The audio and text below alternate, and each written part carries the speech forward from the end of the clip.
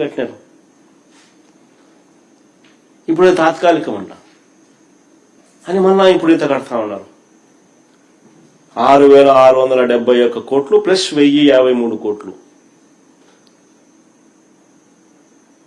పెట్టి మళ్ళా కడతా ఉన్నారు. అంటే 1,100 కోట్లు ఏం కావాలా? గంగలో పోసినట్టే కదా. తెలంగాణలో కేసీఆర్ గారు ఈ మధ్యకాలంలోనే సెక్రటేరియట్ బిల్డింగ్ను 28 ఎకరాల్లో కట్టినాడు. 10 లక్షల ఎస్ఎఫ్టీ, అంతకన్నా ఎక్కువ. అదే చాలా లిబరల్. 615 కోట్లతో కట్టినాడు. పార్లమెంటు, దేశ రాజధాని ఢిల్లీలో పార్లమెంటు కొత్త భవనం 970 కోట్లు.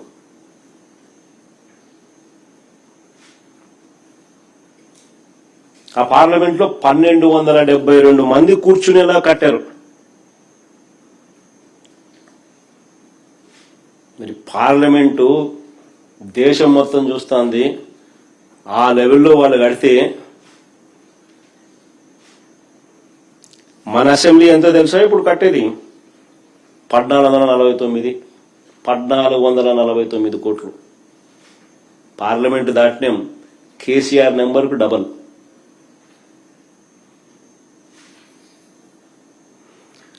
హైకోర్టు కోసం మరో 1,480 కోట్లు.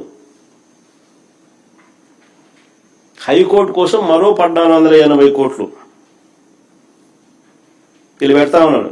ఏంది నేను చెప్పినట్టు 5 టవర్లు కాక ఇవన్నీ నేను చెప్పేటివి. 5 టవర్లలో అసెంబ్లీ రావడం లేదు, 5 టవర్లలో నీకు హైకోర్టు రావడంలా. అది కాక అసెంబ్లీ పేరుతో మరో 1,149 కోట్లు కడతా ఉన్నాడు. హైకోర్టుకు మరో 1,480 కోట్లు మళ్ళా కడతా ఉన్నాడు.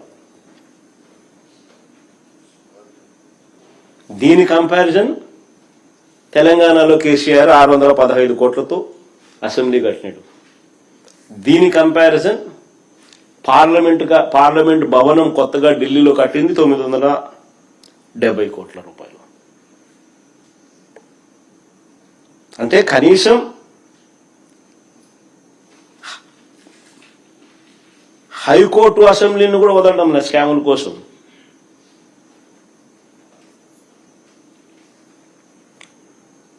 ఈయన దుబారా కోసం, ఈయన విచ్చలవిడి దోపిడీ కోసం చివరకు సరే మిగతా వాటిలో స్కాములు ఇంకా ఎక్కువ కనిపిస్తూ ఉన్నాయి 5 టవర్లలో, అటువంటి పనులలో. కానీ హైకోర్టులు అండ్ అసెంబ్లీని కూడా వదలడంలా, చట్టసభలు కూడా వదలడంలా.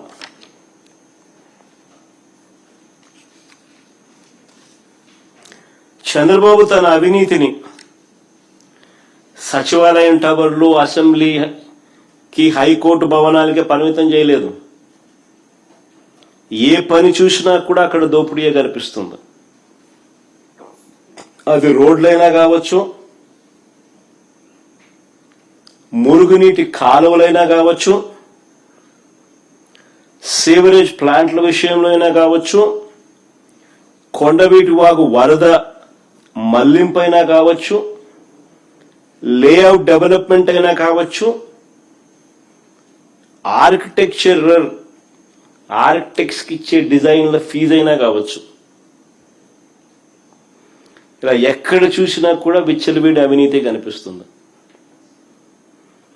కేవలం సచివాలయము, హైకోర్టు, అసెంబ్లీ వీటి డిజైన్ల కోసమే ఈయన ఎంత ఖర్చు పెట్టాడో తెలుసా?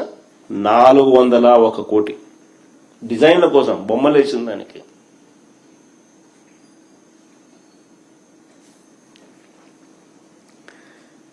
కొండవీటి వాగు నుంచి వారధి వరకు, కొండవీటి వాగు నుంచి వారధి వరకు ఫ్లైఓవర్ కోసమే కిలోమీటర్కు 170 కోట్లు పెట్టినాడు.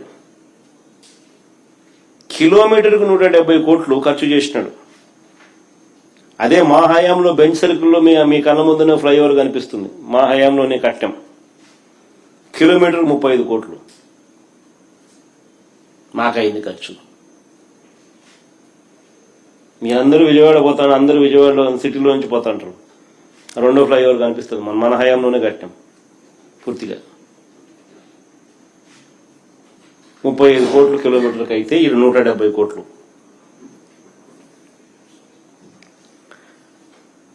నాకు నిజంగా ఒక్కోసారి అనిపిస్తుంది బంగారంతో ఏమైనా కడతానారా ఆడేమన్నా అని చెప్పి. బంగారు బిస్కెట్లు ఏమైనా లోపల ఏమైనా పెట్టినారా? స్మార్ట్గా బంగారు బిస్కెట్లు కనపడేట్టుగా పెట్టినారా? అమరావతిలో మిగిలిపోయిన 6 లేన్ రోడ్లు వేయడానికి ఎంత తెలుసా కిలోమీటర్లు? కిలోమీటర్కి 53 కోట్లు. అదే నేషనల్ హైవే టెండర్లు పిలుస్తూ ఉంటారు దేశమంతా, కిలోమీటర్కి 20 కోట్లు వాళ్ళకి యావరేజ్ ఖర్చు. 6 లేన్ మన దగ్గర 53 కోట్లు కిలోమీటర్కి.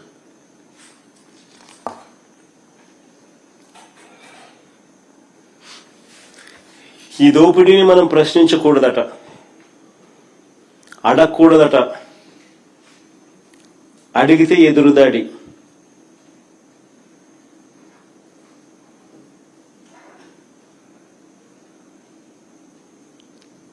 అడిగితే అమరావతికి మీరు వ్యతిరేకం.